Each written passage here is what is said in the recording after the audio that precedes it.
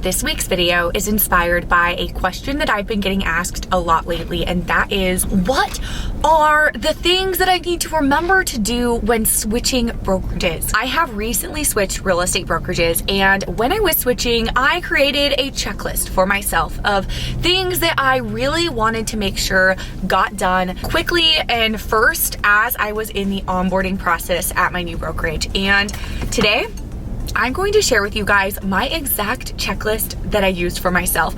It is a very lengthy checklist. There is just a lot that you need to remember to do when you are switching brokerages in general. My hope for today's video is that this can be somewhat of a resource for you to turn back to if you are in the process of switching brokerages, or if you are someone who is on the fence about or considering switching brokerages in the near future, then hopefully this can give you an idea of what to expect and kind of help mentally prepare you for all the things that you have to do when you switch brokerages. Before we get into this lengthy checklist that I have here, another question that I've been getting asked a lot lately is, how long did the process take? So I have been a full-time real estate agent for the last 8 years and never once switched brokerages, never wanted to. And so I had no clue what to expect. I always thought it would take a lot longer than it did. And that might be the case for some people, but for me, I would say everything on this list only took me about 3 days max. Most of it I was able to do in one very, very long day. The first thing you need to do when you're switching brokerages is tell your local multiple listing services that you will be switching your license over to another real estate brokerage. You're going to need to tell your local association of realtors. You are going to need to inform your principal broker at the brokerage that you are currently at. And be aware that it is common for many real estate brokerages, especially like big franchise ones, I would assume, to shut off your email as well as your website if your email and website are through that brokerage, which I'll talk a little bit more about that later on. It is common for them to switch those things off completely, which means they will completely disappear within just a couple of hours of you telling them that you'll be switching, even if you haven't already completely switched to the next brokerage. So be prepared for that worst case scenario and plan accordingly. The next thing you'll need to do is sign up with the company that you are going to be switching to, fill out the paperwork, sign the ICA, the independent contractor agreement. I know for me at the real estate brokerage that I am at, Real Broker, one thing I really appreciate is they made the onboarding, signing up process so seamless and easy to do by yourself without even needing help. Honestly, they just made it so simple and easy. Another thing you're going to need to remember to do is make your website. I'll explain a little bit of how this works. So at my previous brokerage that I was with, it was a big brick and mortar real estate brokerage, big franchise. They owned our email address, they owned our website, and they also owned our CRM system. So we were required to use their contact management system, their CRM system, and that was connected to our website, I guess, if you will. Many big franchise brokerages do things this way. But what that means is that when you leave the brokerage, you lose your email, you lose your website, you lose all your contact management system, all of the things. So at the new brokerage that I'm with, Real Broker, they are partnered with a CRM system called Chime. So it's not like at my old brokerage where it was like the company's CRM system. Like Chime is not Real's CRM system. You can use Chime at any real estate brokerage you are with. But if you're with Real Broker, you get an insane discount on it. But that also means that if you ever do leave Real Broker, you can choose to take your CRM system with you and still use the same CRM system. So we made our website through our CRM system, Chime. And the reason why we chose to, I know there are so many great platforms. We could have very easily paid a professional to make a really, really great website with a website platform, and it could have just looked amazing. But the reason that we decided to stick with Chime for our website is because Chime is just unmatched when it comes to capturing leads. I don't think that there is any website platform or system that we could have used as real estate agents. Yeah, it might be more aesthetically pleasing, which we could make it look nicer on Chime. We just haven't really spent the time to do that. But what matters most for us as real estate agents is capturing those leads.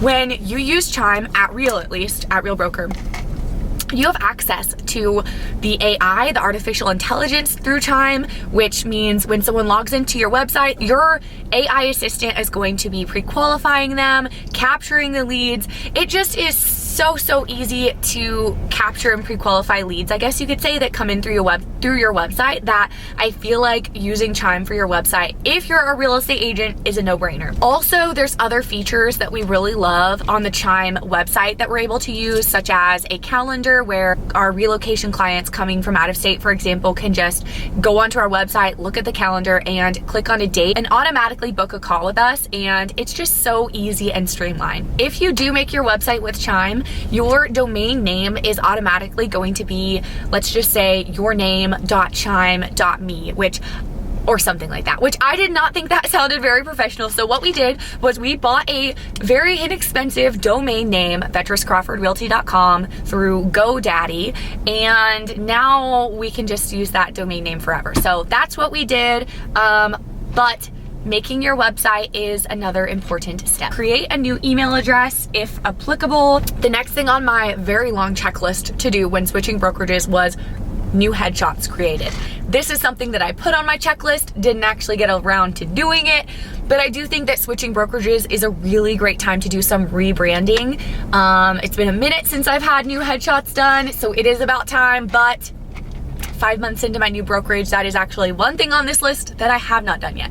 Order new signs. So when you're joining Real Broker, at least, I can only speak from my experience there. Obviously, things might look a little different or be tweaked if you are joining a different brokerage. But when you're joining Real, the way that you get new signs is once you're signed up for Real Broker, on one of the websites that they give you access to, there is a page you can go to and you can order really anything that you need. Branded t-shirts, business cards, yard signs, open house signs, all of the things that you could think of or be needing as a real estate agent. So as far as the yard signs go, we ordered ours straight from the Real website, and they are like branded towards Real, but you can customize them, tweak them, like do what you want with them. We didn't really tweak ours too much, but we chose which one we wanted, ordered it from the Real website, and you can also order the yard signs straight from the Real website, like the big metal things that go with the sign. You can also order those, but we found that it was a little bit cheaper on Amazon to order the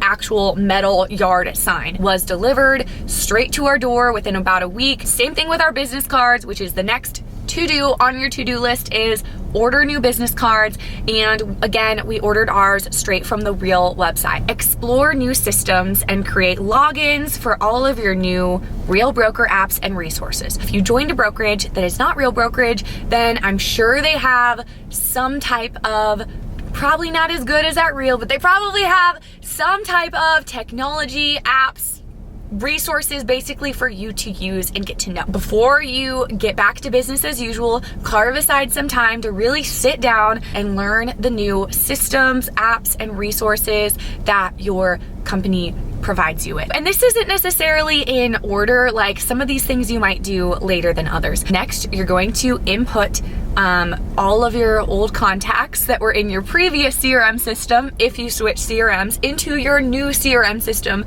This will take some time. You're going to update your login information with using your new email address to everything, even things that you might not be thinking about, like Instagram, for example. This next one took me a whole minute to do. I have posted over all of the YouTube channels I have for my business that bring me business in different ways and have different target audiences, I guess you could say. I have made a lot of YouTube videos in my career, which means that every single YouTube video has a description. You can check out my description in the description below. Click that button right there. In the description, I have always put my email address, my website, and I also have always put licensed in Oregon with whatever company I'm with. And so I had to go update every single description of every single video I've ever made on every single YouTube channel that I have. And let me tell you, there is a lot. This is what I was up until like 2 in the morning doing, because I just wanted to get it all over with. And I'm so glad that I did, because the next morning I had a relocation buyer in my email inbox, and they came from my YouTube video. And if I They came like 6 in the morning. If I would have even just waited a few hours to switch all of this over, if this makes sense, then that person would have messaged my wrong email and I wouldn't have gotten back to them and they would not know why I was unresponsive. So this is huge, but if you do get a lot of business from like a YouTube channel, for example, or whatever other marketing you do, you need to change your information on your advertising. So go through every YouTube video you've ever made, change your email address, change your website, and add license in Oregon with Real Broker or whatever brokerage it is that you're now joining. Next thing you're going to need to do is update your email signature. If you use your office's address for any type of mailing, then you're going to want to update your mailing address. If you have switched brokerages before and there is a step that you did that I missed, comment below and help us all out. We love having discussions in the comment section. As always, feel free to shoot me an email with any real estate questions that you have, and I'll see you guys next week.